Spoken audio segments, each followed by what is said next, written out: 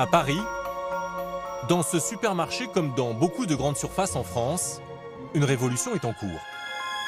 Bon, on récupère la viande, on va remplir le rayon. Soria Mella est la directrice adjointe de ce magasin. Elle vient de recevoir un tout nouveau produit qui vient des États-Unis et qu'elle va installer dans le rayon boucherie. Donc nous, on a fait une petite vitrine spéciale pour ce produit-là. Et comme vous voyez, Rabat est en train de les mettre aussi dans le rayon près des hachés.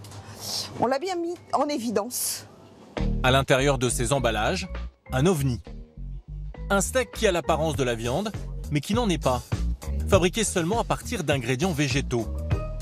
Il s'appelle Beyond Burger, au-delà du burger en français. Soria va le placer au milieu des steaks hachés, des saucisses de porc ou des filets de poulet. Car cette viande sans viande est censée rivaliser avec ses produits. Même si elle coûte beaucoup plus cher, 30 € le kilo, quasiment 2 fois plus qu'un steak haché bio. Bon, le rayon il est prêt maintenant. Hein.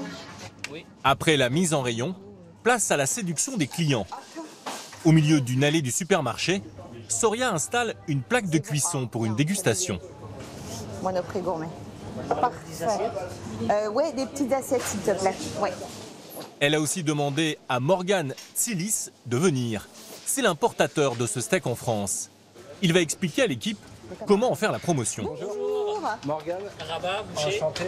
D'abord, pour convertir aussi bien les végétariens que les amateurs de viande, insister sur la ressemblance parfaite entre ce steak végétal et un steak classique. Et les carnivores aiment la viande. Et l'objectif de ce produit-là, c'est de reproduire l'aspect, le goût, la texture, tout le plaisir en bouche qu'on a avec un steak de bœuf classique, mais sans 1 gramme de viande. On va juste aller voir, comme ça on va chercher des produits. Autre argument de poids selon le commercial, son steak sans viande serait bien meilleur pour l'environnement. Ce qu'il faut savoir, c'est que produire un steak comme celui-là, c'est 99% moins d'eau. Par rapport à un steak de bœuf classique. C'est 93% moins de surface agricole et tout ça à exploiter. Et c'est 90% de moins de gaz à effet de serre. Et 46% aussi moins d'énergie. Donc c'est presque un produit pour la planète. Un produit pour la planète. Le commercial y va un peu fort. Il faut dire que depuis quelques années, son steak fait un carton partout dans le monde. Aux États-Unis l'année dernière, il s'en est vendu des dizaines de millions. Donc, pas de sel. Vous avez vu l'élasticité du produit? Oui, je vois ça. Alors ce steak végétal va-t-il séduire les Français? Je vous en prie. Ce jour-là, parmi les testeurs volontaires, il y a les sceptiques. Je trouve que je sens pas assez, entre guillemets, le goût du bœuf. D'accord. C'est un peu bizarre. C'est vrai? Ouais. Les agréablement surpris. Végétal? Ouais. Non. Ouais, si. Hein. C'est hallucinant. C'est vrai? Ouais. C'est pas mal. Qu'est-ce que vous en pensez? Et même ceux qui se laissent convaincre. En tout cas, on dirait que c'est de la viande. Eh oui. Vraiment. Mais ce n'est pas de la viande. Moi, j'ai une fille qui commence à ne plus manger la viande. C'est ça. D'ailleurs, je regardais, je repars avec du poisson pour elle. Et je trouve que, franchement, c'est très réussi. Alors, je vais vous dire au kilo exactement, il est à 30,79 € au kilo. Voilà, une viande hachée, moi j'achète la bonne qualité. En général, c'est 20 € le kilo. Donc voilà. Alors, à savoir que c'est un Comme produit- cette dame et sa fille, de plus en plus de Français sont aujourd'hui prêts à consommer de la viande végétale pour sauver la planète.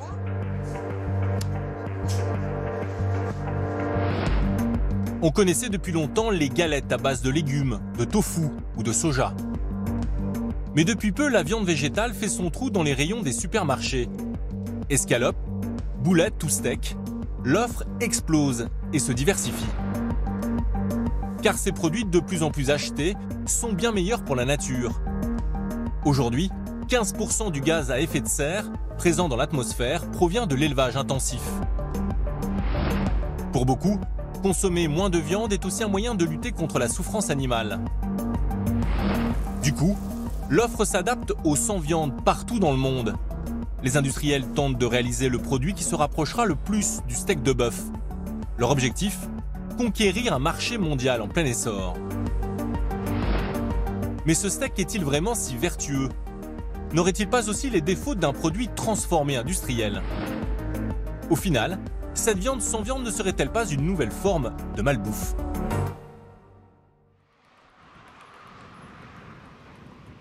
Dans beaucoup de familles françaises, cette révolution des habitudes alimentaires ne se fait pas sans quelques réticences. Ouais, il faut 2 casseroles pour les pâtes. Ce soir, comme chaque semaine, Gwendoline reçoit sa mère à dîner. Cette maman d'un petit garçon marié à Anthony a prévu de faire simple, spaghetti bolognaise.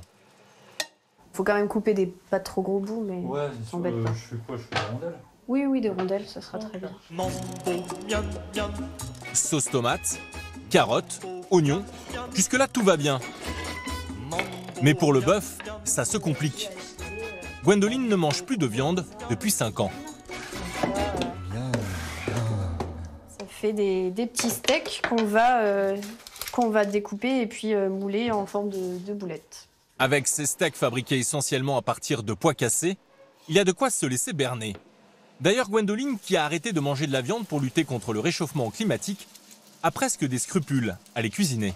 Ils ont bien copié et j'ai l'impression que je suis vraiment en train de cuisiner de la vache là. Du coup, ça me met un peu mal à l'aise. Alors j'essaye de me dire que c'est pas ça. Mais en préparant cette bolognaise végétale, Gwendoline prend un risque. Sa mère adore la viande. Coucou. 19h, arrivée d'Athénaïs, sa petite sœur, Ça va? et de sa mère Martine, 53 ans, et quasiment pas un jour sans manger un filet de poulet, une entrecôte ou une saucisse. À table. Ce soir, elle va découvrir le steak végétal.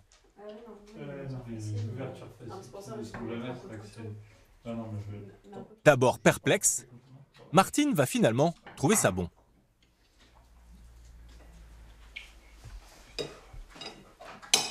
C'est bluffant hein, au niveau du goût. Ah ouais? T'aimes bien? Ouais. C'est pas tout à fait le même goût que du steak, hein. Complètement, mais quand même ça lui ressemble. Ouais, quand même beaucoup. Déjà en texture, et même en goût. Je pense que du coup ça va intéresser ma maman après, même pour faire découvrir à des amis et puis petit à petit montrer aux gens qu'on peut se passer de viande. Pour Martine, cette viande sans viande a l'air de ressembler à ce qu'elle a toujours connu. Mais alors comment les industriels arrivent-ils à ce résultat? Direction les États-Unis, le paradis des végétariens. Ici, ils sont plus de 20 millions, soit 6% de la population, à ne plus manger de viande. En Californie, ce bâtiment qui à première vue ne paye pas de mine, abrite des laboratoires ultra stratégiques. À l'intérieur, on invente la nourriture de demain.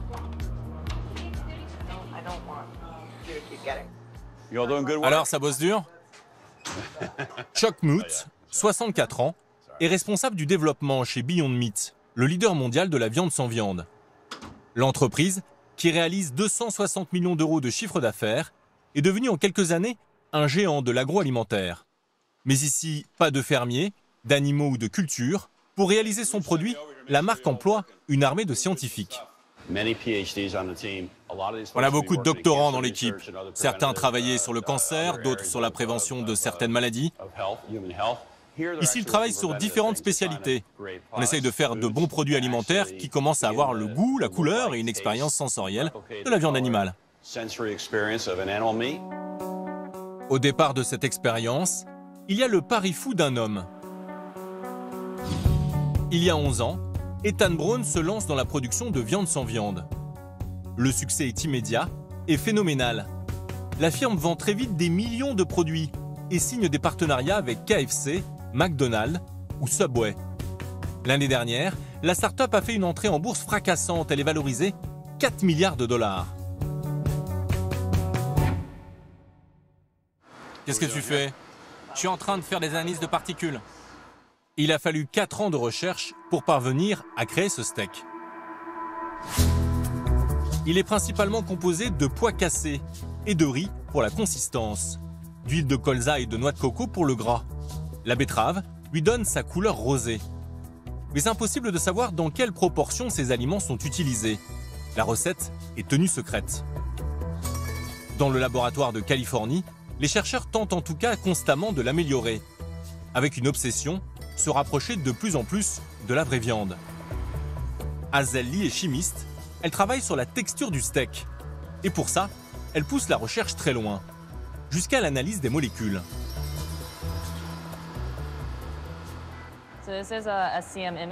C'est une image microscopique de notre protéine végétale, comparée à celle de la viande. Nous voulons imiter cette structure microscopique en partant de la base, car au final, cela joue un rôle dans la texture et la mastication. Grâce à ce travail, elle repère des produits végétaux qui ont les mêmes propriétés physiques que la viande. À chaque fois qu'elle trouve une nouvelle recette, elle la passe au crash test. Là, ça va pousser, puis le jus va sortir. Ce qu'on essaye de tester, c'est l'élasticité et la manière dont la viande répond lorsque l'on croque dedans, ou lorsqu'une pression est exercée sur le dessus. On ne veut pas que ce soit un burger veggie traditionnel, ou juste des protéines végétales qui vont être plus pâteuses comme le tofu. On veut une élasticité, une consistance à mâcher, une résistance à la pression. Voilà pour la texture. Pour l'apparence et notamment la couleur, c'est une autre chimiste qui s'y colle. Julie Vuchenski doit faire en sorte que le steak soit rouge sang. Quand on prend un burger au supermarché, on le juge en fonction de son apparence et non en fonction de son goût et de son odeur. Donc mon boulot, c'est de faire en sorte que le produit soit le plus appétissant possible. Pour ça, j'utilise beaucoup d'ingrédients naturels, comme des fruits, des légumes, des fleurs comestibles. Je les ai tous essayés. C'est beaucoup de chimie et le résultat est cette couleur rubis. Elle a des tons jaunâtres lorsqu'elle est traversée par la lumière.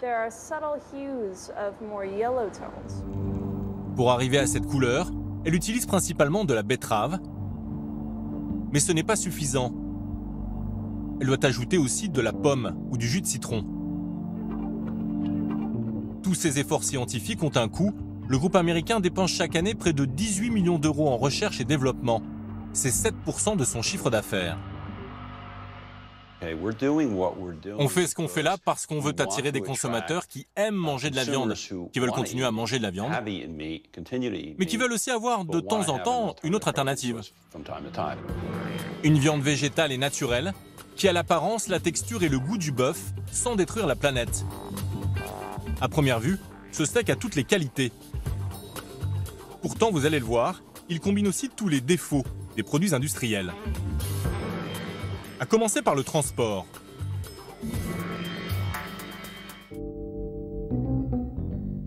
Produit dans le Missouri, au centre des États-Unis, ce steak est d'abord transporté en camion, dans un des deux grands ports de la côte est des États-Unis, Savannah, au sud, ou New York, au nord. De là, il rejoint les Pays-Bas par bateau, 12 jours de traversée, avant de reprendre un camion pour la France. 8200 km en conteneurs surgelés, et un bilan carbone catastrophique.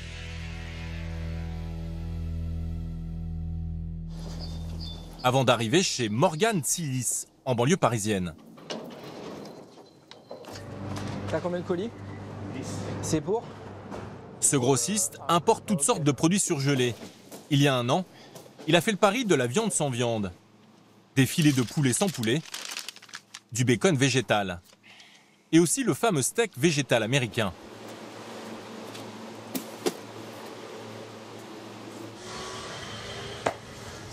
Ça, c'est une palette de 184 colis de Beyond Burger. Malgré le coût écologique du transport, il ne trouve que des avantages à ces produits.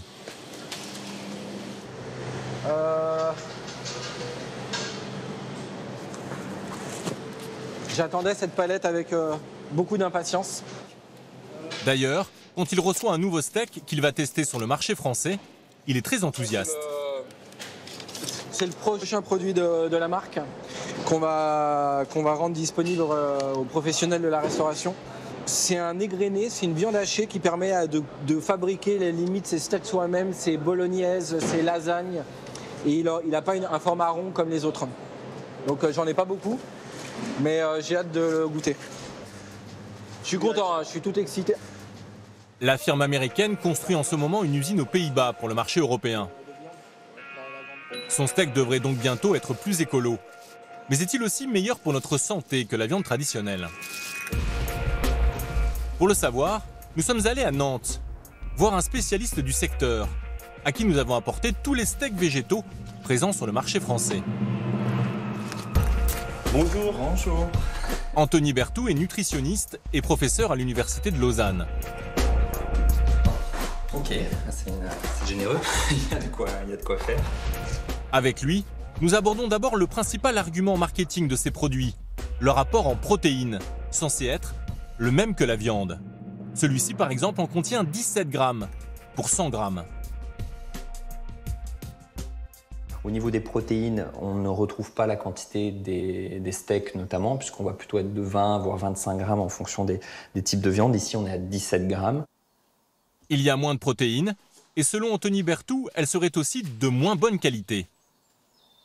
Si on avait juste des protéines végétales, de légumineuses et éventuellement 1 ou 2 légumes pour aromatiser, effectivement, on pourrait considérer que c'est quelque chose d'intéressant. Malheureusement, ce n'est pas le cas du tout. On est vraiment là, clairement, dans des produits ultra transformés.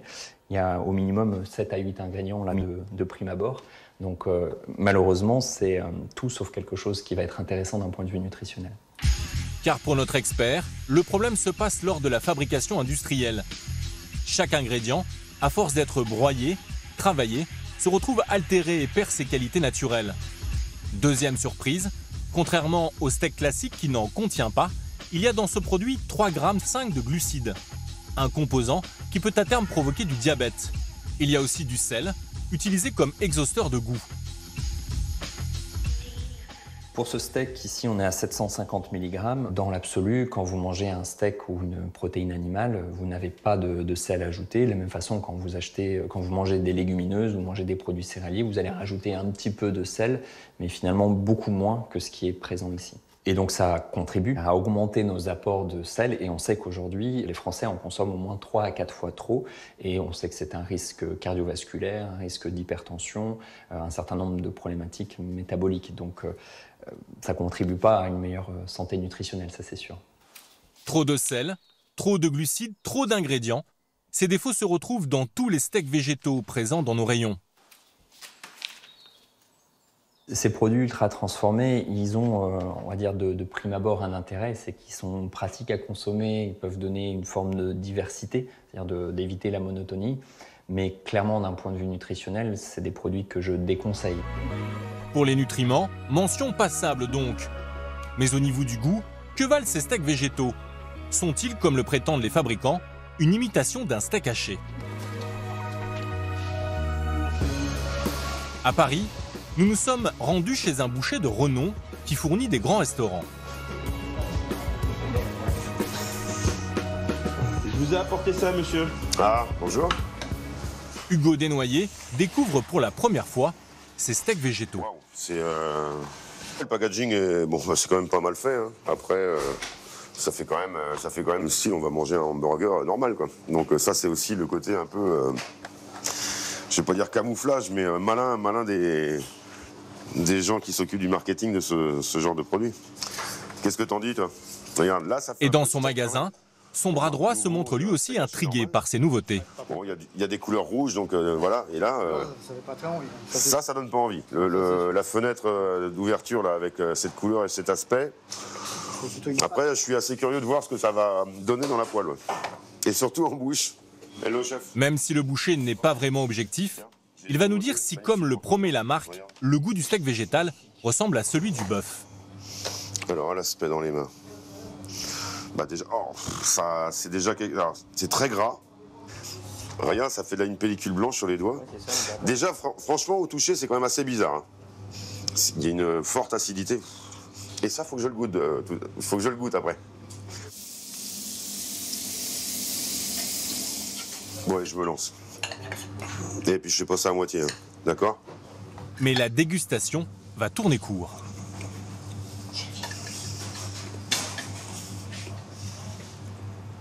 pas être possible. Donc là, excusez-moi, ça va pas être possible. C'est vraiment pas bon.